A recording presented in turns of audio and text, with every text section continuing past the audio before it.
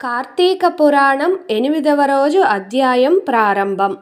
భగవన్నామస్మరణ మహత్యం అజామిరుని కథ. వశిష్ఠుడు చెబుతున్న కార్తీక పురాణం వింటున్న జనక మహారాజుకి ఒక సందేహం వచ్చింది. మహానుభావా, మీరు చెప్పగా కార్తీక మాసం వైభవాన్ని, మహత్యాన్ని, ఆ మాస పవిత్రతను తెలుసుకున్నాను. అయినా నాకు ఇంకో సందేహం వస్తుంది. దయచేసి నా యందు అనుగ్రహించి నాకు కలిగిన ఈ సందేహాన్ని తీర్చండి అంటూ వశిష్ఠుణ్ణి ప్రార్థించాడు జనక మహారాజు. మహారాజు మాటలు విన్న మహర్షి చిరునవ్వులు చిందిస్తూ, అనుమానించకూడదు, ఆ సందేహాన్ని తప్పనిసరిగా పరిష్కరించుకోవాలి కనుక సందేహం ఏమిటో వివరించమన్నాడు వశిష్ఠుడు. పాపకర్మలైన దుర్మార్గులు చేయలేని పాపములంటూ ఏమీ ఉండదు. పాపకర్మలైన వారికి వర్ణశంకరమనే దుర్మార్గం పెరిగిపోతుందనే విషయం తెలిసిందే. అంతటి పాపాత్ములు కూడా ప్రాయశ్చిత్తం వల్ల పవిత్రులు అవుతుంటారు అని ధర్మశాస్త్రాలు చెబుతున్నాయి. అదే విషయం మీరు చెబుతున్న కార్తీక పురాణం సూచిస్తున్నది. మహాపాపాలు చేసిన పాపాత్ములు కూడా పుణ్యకర్మల ఆచరణ వాటి యందు ఏమాత్రం ఆసక్తి లేకుండానే కైవల్య సిద్ధిని పొందుతున్నారు. అది ఎలా సాధ్యం అవుతున్నదో నేనే అర్థం చేసుకోలేకపోతున్నాను. మహాపర్వతం చిన్న గోటి కొసతో ఎగిరిపోగలుగుతుందా? దావాగ్ని జ్వాలలు పుక్కులించే నీటితో ఆరిపోతుందా?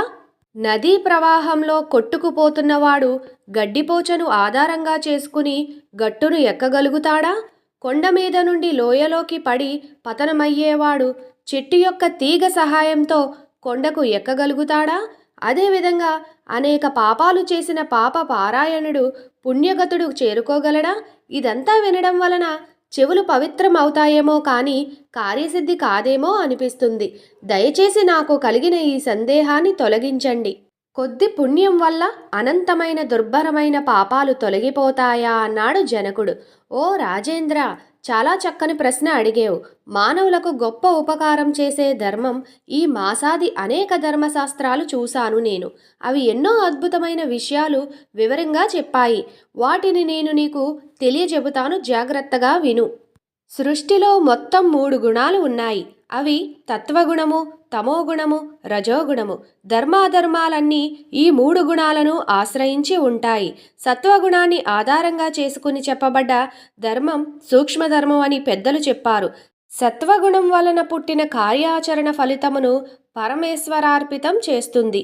ఆధ్యాత్మికత అధికంగా గల ధర్మం ఈ ధర్మమును ఆచరిస్తే సమస్త పాపాలను పోగొడుతుంది.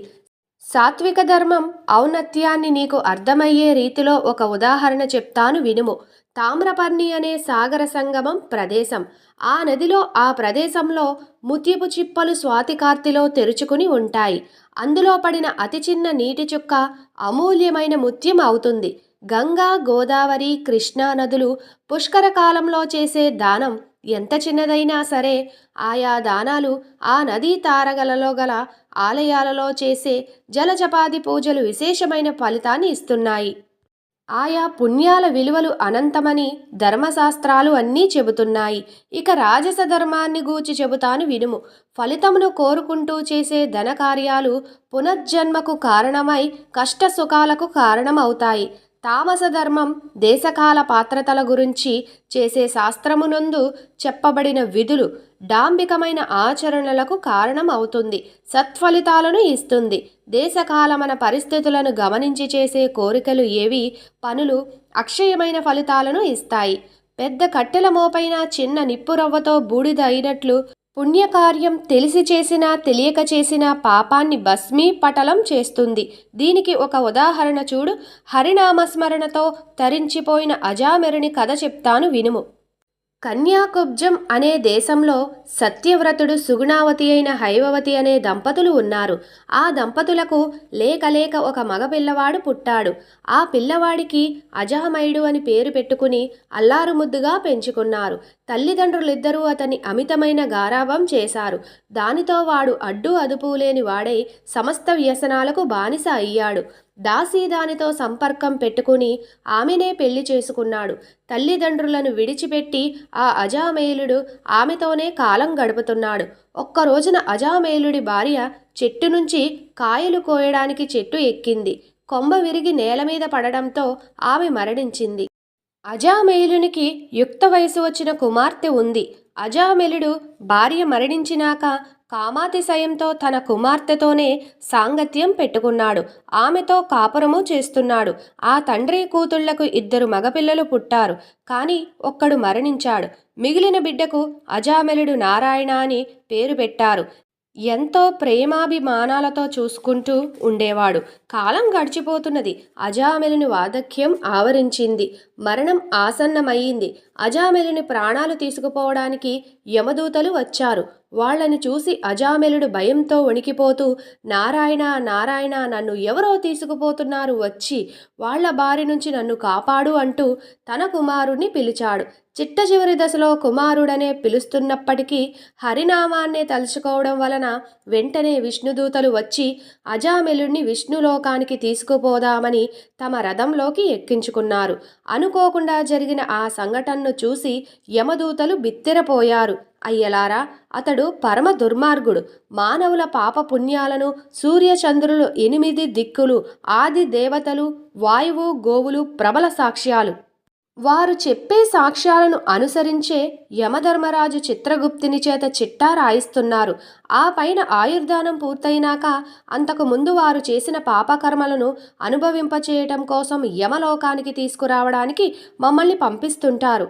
ఆ ప్రకారమే పరమ దుర్మార్గుడైన అజామెలుడు చేసిన పాప ఫలితాన్ని అతని చేత అనుభవింపడం చేయడం కోసం యమలోకానికి తీసుకుపోదామని మేము వచ్చాము.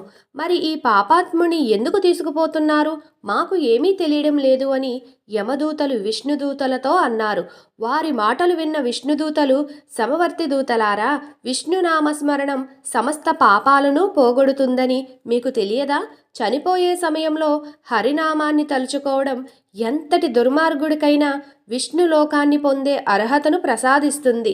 అందుకనే ఇతన్ని మేము విష్ణులోకానికి తీసుకుపోతున్నాము అని చెప్పి అజామెలుణ్ణి తీసుకుని విష్ణుదూతలు వైకుంఠానికి చేరుకున్నారు. అయితే పరమ దుర్మార్గుడు అయిన, క్రూరుడైన, పాతకుడైనను నేను మరణించే సమయంలో హరినామాన్ని తలుచుకున్నందువల్లనే వైకుంఠవాసం లభించింది కదా అని శ్రీహరుణ్ణి తలుచుకుంటూ వైకుంఠానికి వెళ్ళాడు అజామెలుడు. మహారాజా, కేవలం అంత్యకాలంలోనే హరిని తలుచుకుంటే వైకుంఠవాసం లభించేటంత పుణ్యం వస్తే మరి కార్తీక వ్రతాన్ని ఆచరించడం వల్ల ఎంతటి పుణ్యం లభిస్తుందో ఊహించు అన్నాడు వశిష్ఠుడు. ప్రాణాన్ని వదిలిపెట్టే సమయంలో కారణం ఏదైనా భగవంతుని నామాన్ని తలుచుకుంటే ముక్తి కరతాళము అని చెప్పి గీతాచారుని మాటలు గుర్తు చేస్తున్నది అజామెలుని జీవిత గాథ.